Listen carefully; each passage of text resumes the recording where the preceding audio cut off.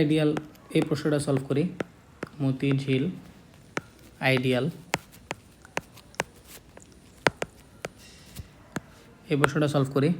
তো এখানে আমরা বলছে যে সার্কিটটার মানে VA প্রান্তে যে বিভবটা সেটা বের করতে। তো প্রথম কথা হলো এই প্রশ্নটা খুবই ইজি, এটা বেশি কঠিন কোনো কিছু না।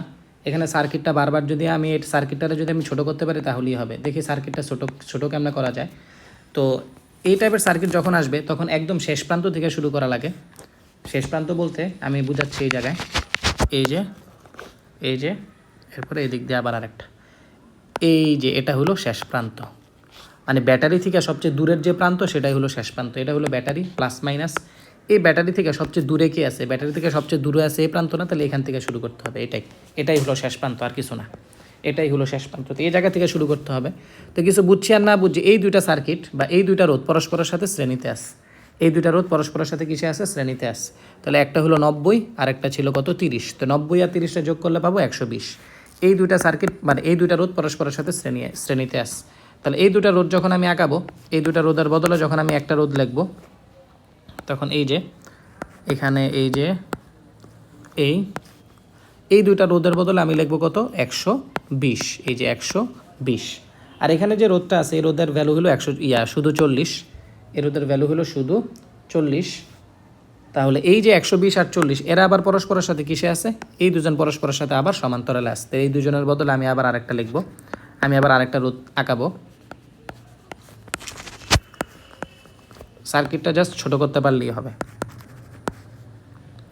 তো এই যে 120 আর 40 পরস্পরের সাথে কিসে আছে, সমান্তরালে আছে। তো এটা আমি আগে হিসাব 120 আর 40 কই হিসাব করলাম, 120 ইনভার্স 1 প্লাস 40 ইনভার্স 1। এই পুরো জিনিসটারে যখন আবার ইনভার্স 1 করব তখন এই জায়গায় আসে 30 ওহম। এই জায়গায় কত 30 ওহম।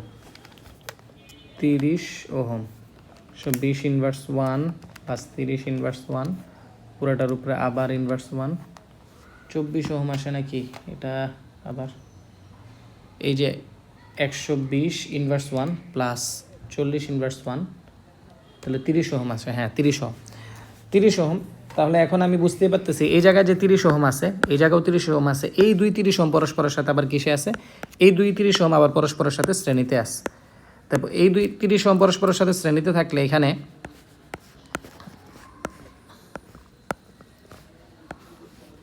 তখন এই দুজনের বদলে আমি আবার লিখতে পারি কত ওহম, 60 ওহম।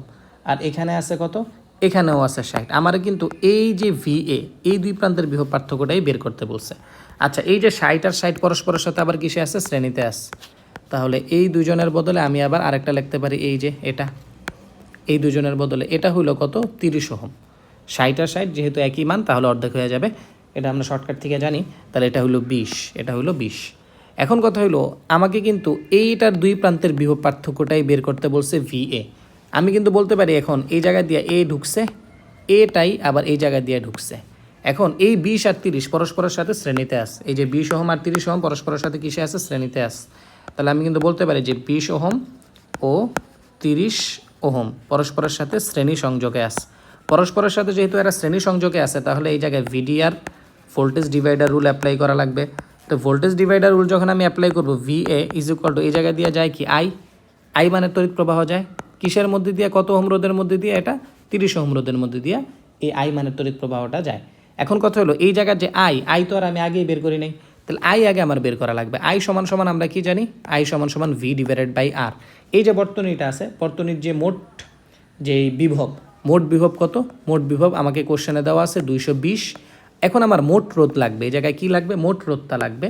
তো মোট রোধ কত, 30 আর 20 কত হবে 50। 30 আর 20 কত হয় 50, তখন আসে 4.4 অ্যাম্পিয়ার।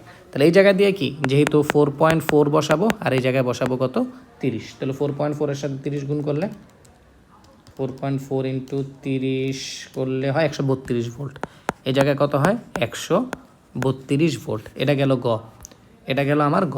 এবার আসে 4 নাম্বারে। 4 নাম্বারে আমাকে কি বলছে,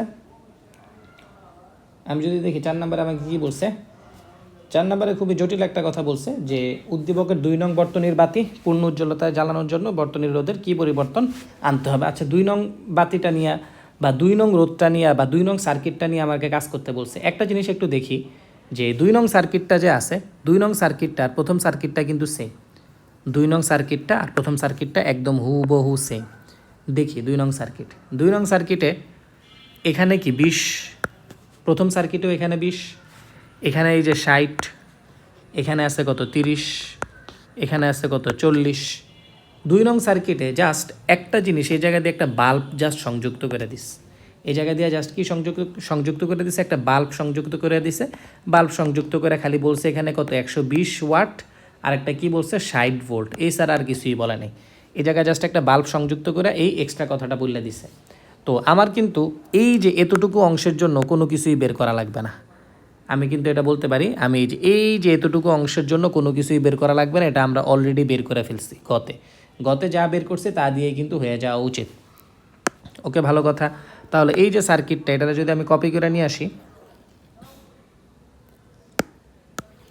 এই যে আরে কী হলো, গেল কে পুরোটা। আচ্ছা হ্যাঁ, এই যে এটার পুরোটা কপি করে আমি নিচে নিয়ে গেলাম।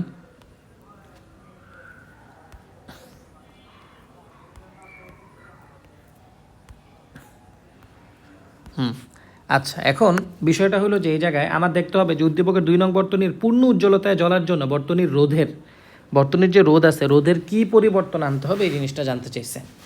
বর্তনীর রোধের কি পরিবর্তন আনতে হবে? আচ্ছা, বাতির যে রোধ, আচ্ছা বাতির রোধ কত তাই তো আমরা জানি না। বাতিটা মানে পূর্ণ উজ্জ্বলতার সাথে জ্বলবে কি জ্বলবে না এটা পরে। আমরা আগে দেখি যে বাতির রোধ কত। এই জায়গায় বাতির রোধ যদি আমরা বের করি তাহলে P সমান সমান V² ডিভাইডেড বাই R।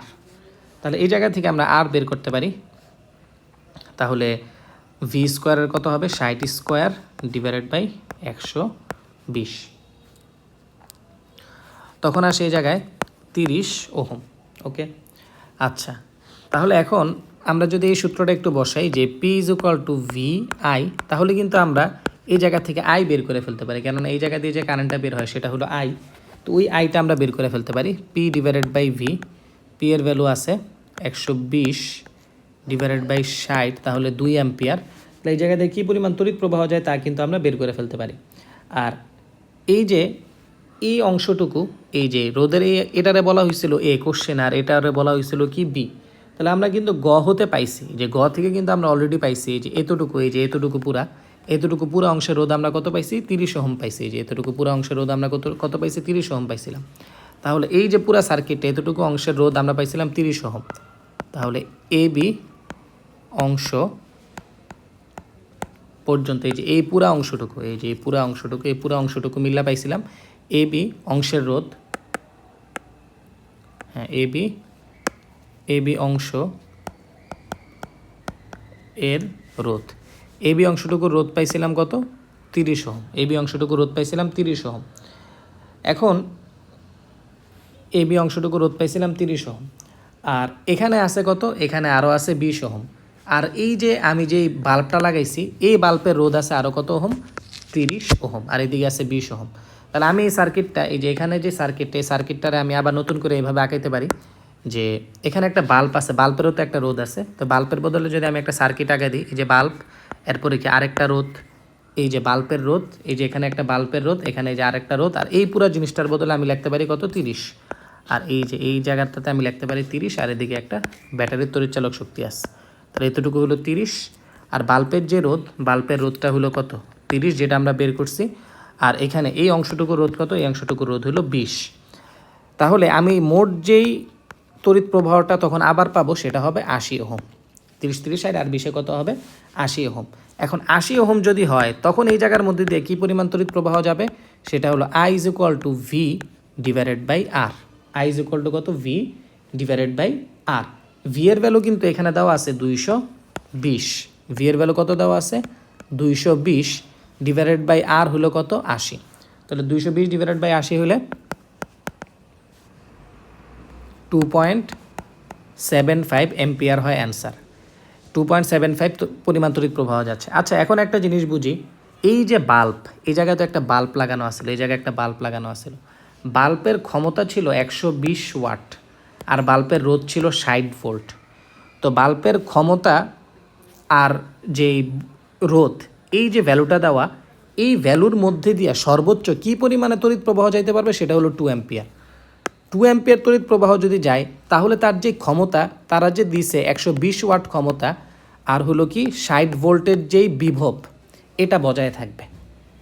জিনিসটা কি বুঝতে পারছি কি পারিনি এটা বলবো, যে এই যে আই মানের যে তড়িৎ প্রবাহটা, আই মানের আইয়ের ভ্যালু আমি কত পাইছি 2 অ্যাম্পিয়ার। এই 2 অ্যাম্পিয়ার তড়িৎ প্রবাহ যদি এটার মধ্যে দিয়ে যায় তাহলে ওনারা যে ইনফরমেশনটুকু লিখে দিছে 120 ভোল্ট আর 60 ভোল্ট, 120 ওয়াট আর 60 ভোল্ট, এই ইনফরমেশনটা ঠিকঠাক থাকবে। কথা কি বুঝছি? এখানে প্রশ্নটা বুঝতে হবে। প্রশ্নটাতে বলছে যে 2 নং বর্তনীর পূর্ণ উজ্জ্বলতায় জ্বলার জন্য বর্তনীর রোধের কি পরিবর্তন করতে হবে? পূর্ণ উজ্জ্বলতায় যে জ্বলবে, পূর্ণ উজ্জ্বলতা মানে কি? পূর্ণ উজ্জ্বলতা কত উজ্জ্বলতায় জ্বললে এটা পূর্ণ উজ্জ্বলতা, কী পরিমাণ তড়িৎ প্রবাহ এটার মধ্যে দিয়ে গেলে এটা পূর্ণ উজ্জ্বলতায় জ্বলবে, কী করলে এটা পূর্ণ উজ্জ্বলতায় জ্বলবে, তা তো আমরা জানি না। তা কি আমরা জানি? এটা নিয়ে অনেকের কনফিউশন হইতে পারে বলে আমার মনে হচ্ছে। এটা নিয়ে কনফিউশন দূর করার জন্য আমি একই কথা বারবার বলতেছি, হেরা যে একটা ইনফরমেশন দিছে, ওই ইনফরমেশনটা যদি ঠিকঠাক থাকে তাহলে এটা পূর্ণ উজ্জ্বলতায় জ্বলবে। কথা কি বুঝছি? ওনারা যে ইনফরমেশনটা বলছে 120 ওয়াট আর 60 ভোল্ট, এই ইনফরমেশনটা যদি ঠিকঠাক থাকে তাহলে এটা পূর্ণ উজ্জ্বলতায় জ্বলবে। এখন এই ইনফরমেশনটা ঠিকঠাক রেখে আমরা আয়ের ভ্যালু বের করছি 2 অ্যাম্পিয়ার। এই ইনফরমেশনটা ঠিকঠাক রেখে আয়ের ভ্যালু কত বের করছি 2 অ্যাম্পিয়ার। এখন আয়ের ভ্যালু 2 অ্যাম্পিয়ারই যদি যায় তাহলে এটা পূর্ণ উজ্জ্বলতার সাথে জ্বলবে। আশা করি বুঝাইতে পারছি, না বুঝাইলে আবার পরে জিজ্ঞেস করব। কিন্তু এখানে আমরা যখন পুরো সার্কিটটা সমাধান করলাম, আমরা যখন পুরো হুল সার্কিটটা সমাধান করলাম, তখন আমরা দেখলাম না আয়ের ভ্যালু কিন্তু 2 অ্যাম্পিয়ার থাকতেছে না। আয়ের ভ্যালু কত থাকতেছে? 2.75 অ্যাম্পিয়ার। কিন্তু ওনারা যে কথাটা বলছে 120 ওয়াট আর 60 ভোল্ট, এই 120 ওয়াট আর 60 ভোল্ট যদি আমি বজায় রাখতে চাই তাহলে আয়ের ভ্যালু 2 অ্যাম্পিয়ার হইতে হবে, এর বেশি বা কম হওয়া যাবে না। কিন্তু এখানে আয়ের ভ্যালু মূলত আসতেছে কত? 2.75 অ্যাম্পিয়ার। তাহলে আয়ের ভ্যালু আমার কী করতে হবে? চেঞ্জ করতে হবে। আয়ের ভ্যালু কী করতে হবে? চেঞ্জ করতে হবে। আচ্ছা, এখানে আমি আরেকটা জিনিস দিয়েও দেখাই দিতে পারি। এই যে P is equal to I square R, P is equal to কত? I square R. তাহলে 2.75 হোল স্কোয়ার। আর বাল্বের ক্ষমতা কত? বাল্বের রোধ কত? বাল্বের রোধ কিন্তু আমরা বের করছি কোথায় জানি? হ্যাঁ, বাল্বের রোধ আমরা বের করছি। বাল্বের রোধ হলো 30 ওহম। বাল্বের রোধ কত? 30 ওহম। 30 ওহম যদি হয় তাহলে আয়ের ভ্যালু বের করি 226.875 ওয়াট। এখানে আরেকটা জিনিস দেখি। আচ্ছা, এতক্ষণ যে আমি বললাম যে 2 অ্যাম্পিয়ারই হইতে হবে, অথবা এটা নিয়ে না বললে, হেরা বলছে কি সর্বোচ্চ ক্ষমতা কত? সর্বোচ্চ ক্ষমতা হলো 120 ওয়াট। সর্বোচ্চ ক্ষমতা কত? 120 ওয়াট। কিন্তু এই জায়গা দিয়ে যদি 2.75 অ্যাম্পিয়ার যায় তখন তার 120 ওয়াট থাকে না, তখন কত হয়ে যায়? 226.875 ওয়াট হয়ে যায়, যেটা ইম্পসিবল। এখানে বাল্বের ক্ষমতা হলো 120 ওয়াট, কিন্তু এখান দিয়ে যদি ক্ষমতা প্রয়োগ হয় 226.875 ওয়াট, তাও তো হবে না। তার মানে আমি ক্ষমতা বের করেও কিন্তু দেখলাম যে হেরা যে ক্ষমতাটা বলছে ওই ক্ষমতাটা কিন্তু বজায় থাকে না। ওই ক্ষমতাটা কি থাকে না? বজায় থাকে না। তাহলে আমার এই জায়গায় রোধের চেঞ্জ করতে হবে। রোধের কি করতে হবে? চেঞ্জ করতে হবে। কি পরিমাণ চেঞ্জ করতে হবে সেটাই এখন বাইর করব। তাহলে বাতির যে ক্ষমতা, এই জায়গায় আমি লিখি যে বাতির ক্ষমতা 120 ওয়াট। বাতির ক্ষমতা আমার 120 ওয়াট রাখতে হবে। আর 120 ওয়াট রাখতে হলে আইয়ের ভ্যালু কত থাকতে হবে? 2 অ্যাম্পিয়ার থাকবে, এর বেশি থাকা যাবে না। ওকে, বাতির ক্ষমতা 120 ওয়াট বজায় রাখতে হলে আয়ের ভ্যালু কত রাখতে হবে? 2 অ্যাম্পিয়ার রাখতে হবে। ওকে, তাহলে বাতির যদি 2 অ্যাম্পিয়ার রাখতে চাই তাহলে আমার রোধ কত হইতে হবে? এই জায়গায় রোধটা কত হইতে হবে? ওমা, কি শুরু করছে এরা। আচ্ছা, বাতির ক্ষমতা যদি 2 অ্যাম্পিয়ার থাকতে হয়, বাতির ক্ষমতা যদি কত থাকতে হয়? 2 অ্যাম্পিয়ার থাকতে হয়, তাহলে আমার এটা থাকতে হবে কত? আচ্ছা, আমি আরেকটা পেজ নেই, কোন জায়গায় লিখবো?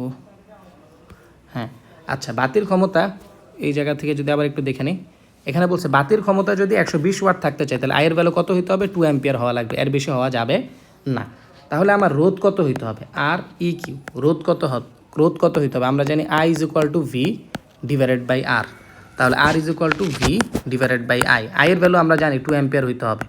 আর ভি এর ভ্যালু কিন্তু আমাকে দিয়েই দিছে 220। ভি এর ভ্যালু কত দিয়ে দিছে? 220। তাহলে আর রোধ কত হইতে হবে? রোধ হইতে হবে 110 ওহম। রোধ হইতে হবে কত? 110 ওহম।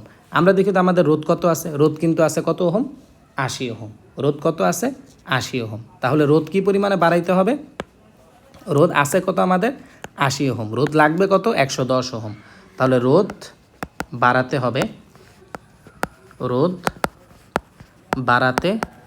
হবে কি পরিমাণ বাড়াতে হবে? 110 - 80 ইজ ইকুয়াল টু 30 ওহম পরিমাণ রোধ বাড়াইতে হবে। কত ওহম পরিমাণ রোধ বাড়াইতে হবে? 30 ওহম রোধ পরিমাণ বাড়াইতে হবে। তার মানে শ্রেণীতে আমার আরও 30 ওহম রোধ যুক্ত করতে হবে। শ্রেণীতে 30 ওহম রোধ যুক্ত করতে হবে।